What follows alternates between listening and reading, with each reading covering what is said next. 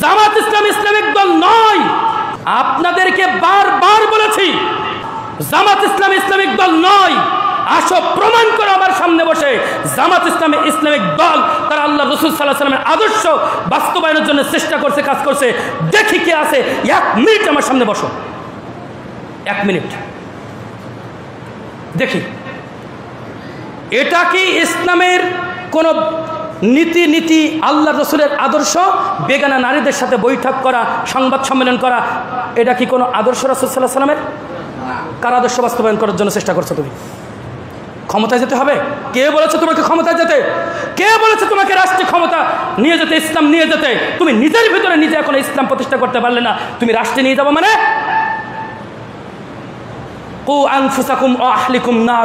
আল্লাহ বলছেন তুমি আগে বাঁচো, তুমি আগে বাঁচো, তুমি বাঁচলে না, তুমি মানুষদের বাঁচাবো মানে? তুমি নিজে বাঁচো আগে। ইসলামিক দল না, ইসলামিক দল ওরা এটাও বলে আমরা রাসূল সাল্লাল্লাহু আলাইহি ওয়াসাল্লামের আদর্শ বাস্তবায়ন করতে চাই, এটাও তারা বলে। তো রাসূল সাল্লাল্লাহু আলাইহি ওয়াসাল্লামের আদর্শ তাদের ভিতরে কিছু আছে? ওদের নিজেদের দিকে তাকিয়ে দেখেন, ওদের বডির দিকে তাকান তো আছে কি?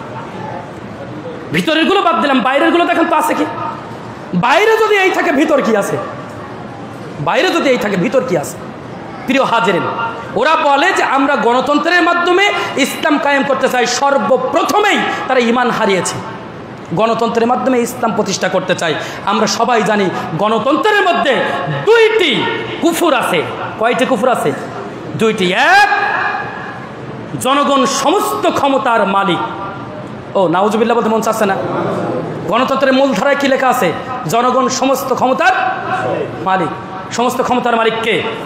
কুলিল্লাহুম্মা মালিকাল মুলক, সূরা ইমরান 26 নম্বর আয়াত।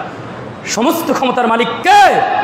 তাবারাকাল্লাযী বিয়াদিহিল মুলক ওয়া হুয়া আলা কুল্লি শাইইন কাদির। বরকতময় তিনি যার হাতে সকল ক্ষমতা। সুবহানাল্লাহ।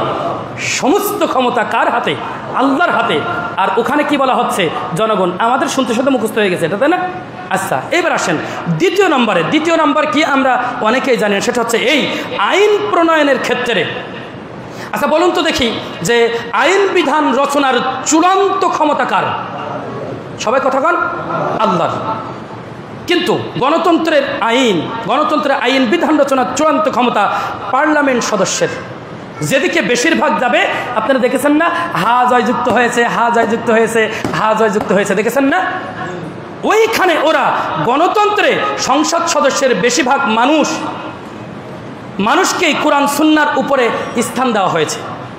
কোরআনের আইন যদি আসে, ধরেন একটা সিম্পল বিষয়, মদ কি হারাম। এখন মদ হারাম বলছে ধরেন 100 জন, আর 101 জন বলেছে না মদের এটা থাকবে, মদের এটা থাকবে। 101 জন মানুষ বলেছে। তাহলে ওখানে কি হবে? এই কোরআনের আইনের উপরে ওদের ওই আইনটাই প্রাধান্য পাবে। এটা কুফরি নাই? স্পষ্ট ঈমান হারা কুফরি কাজ। এটা আজকে আমাদের দেশে চলছে, এবং এটার মাধ্যমেই, এই গণতন্ত্রের মাধ্যমেই আজকের ইসলামিক দলেরা ক্ষমতায় যেতে যাচ্ছে। বলেন আপনি, বললে পার বলবে এটা আমাদের রাষ্ট্রে ইসলাম কায়েমের কৌশল। ওটা কি কৌশল? আওয়ামী লীগ করলে, বিএনপি করলে হয় কি কাফের, মুনাফিক, বেঈমান, আর আমরা করলে হয় কৌশল। এবার আসেন 2। 1 নম্বর কি বললাম? যে ওরা আল্লাহ রাসূল সাল্লাল্লাহু আলাইহি ওয়াসাল্লামের আদর্শ অনুযায়ী তারা দেশ পরিচালনা করার জন্য তারা মাঠে ময়দানে কাজ করছে, তারা নিজেরা মুখে বলছে, অথচ কাজে কর্মে কি? বেগানা নারীদের সাথে পাশাপাশি বসে সংবাদ সম্মেলন করছে। ও আপনারা দেখছেন কিনা? বেগানা নারীদের সাথে পাশাপাশি বসে সংবাদ সম্মেলন করছে, বৈঠক করছে। আরে দেখলাম বিদেশি থেকে একটা মহিলা আসছে, ও শার্ট কোট পরা, ওর সাথে সালাম দিচ্ছে ওই ইহুদি মহিলাকে। কি করছে? ইসলামিক দলের প্রধান, আপনার ইসলামিক দলের প্রধান সালাম দিচ্ছে, আসসালামু আলাইকুম, হাসি দিয়ে কি সুন্দর করে কথা বলছে। আপনার ইসলামিক দল, আপনার ইসলামিক দলের নেতা